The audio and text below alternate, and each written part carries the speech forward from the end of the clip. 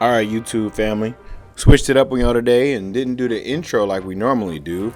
Just wanted to try this out and see how you guys liked it. If you want the intros back, let me know down below, or if you just like me going straight to the workouts, hey, either way works for me. So, like you guys seen in the description, I'm gonna be showing you 4 movements for back thickness. So we're gonna be starting right out with the rack pulls at the knee. So you can do rack pulls below the knee, you can do them above the knee. I like to do mine right at the knee because that gives me a good amount of back activation without aggravating my lower back too much. So as you can see here, starting right at the knees, you're dragging that bar straight up the quads. The biggest thing that I feel like a lot of people miss on this movement is driving those elbows back. You want to drive those elbows back and really squeeze your back muscles as hard as you can. If you just stand up straight and your shoulders are hunched over forward, you're going to get a lot of upper traps, but you're not going to get that benefit that you can get in the mid back and the traps and the rhomboids. You want to get all of that, guys. We're trying to get the back to be thicker, so you want to make sure you contract in every muscle group. See here from a better angle, you can see it through the shirt. I'm just trying my best to retract my scapula and squeeze the back as hard as I can at the top of the movement. I only recorded a couple of sets each, but we did 4 sets here. Second movement, we're going with the Smith machine rows. So I just purchased one of these for 3D Fitness, so I was super geeked to use it. So I've been using this thing all week.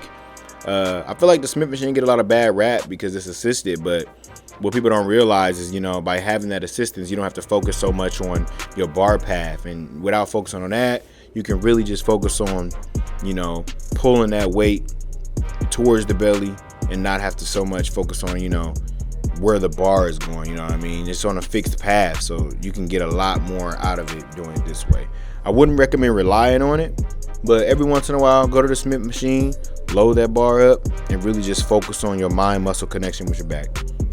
Same thing with this, guys. We did 3 sets here, and after the 3rd set, I stripped the weight and went ahead and did a drop set until failure, or at least for 10 to 12 reps.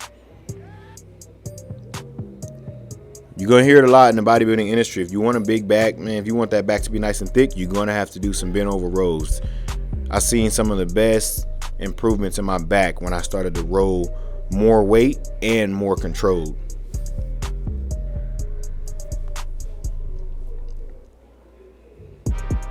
For the 3rd movement, we're going to be doing some bent over dumbbell rows. So the reason why I'm doing dumbbells here now, even though I already did a row variation, dumbbells allow you to work the lats and the back muscles unilaterally. So with every muscle group that you work, you want to make sure you're doing at least one unilateral movement with each muscle group.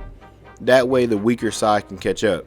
If you always doing bilateral movements, which by the way, unilateral means one arm each, so separated. So barbell would be bilateral because both hands are on the bar, both sides are working together. And then dumbbells would be unilateral because they're working individually. That's going to help you minimize muscle imbalances, guys, and you'll actually get better benefits if you make sure you incorporate those unilateral movements as well. Same thing with this. I didn't get the recording of it, guys, but you're going to take my word for it. We did 3 sets of those, and then we did a drop set at the end.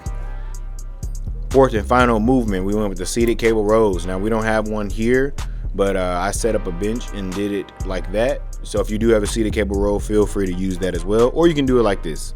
This way does challenge the core a little more because you don't have that foot support to keep you from pulling yourself forward. So either way works for me.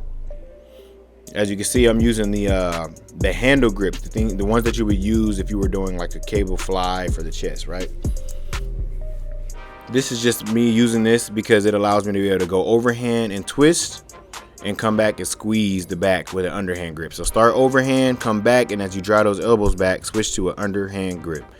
Keep those elbows as close to the body as possible.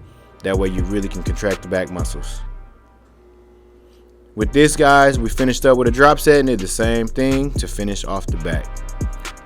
Hopefully y'all enjoyed the video. Let me know how you guys like the way I did the format here without the intros and the outros. Thank y'all for watching. Don't forget to comment, like, and subscribe.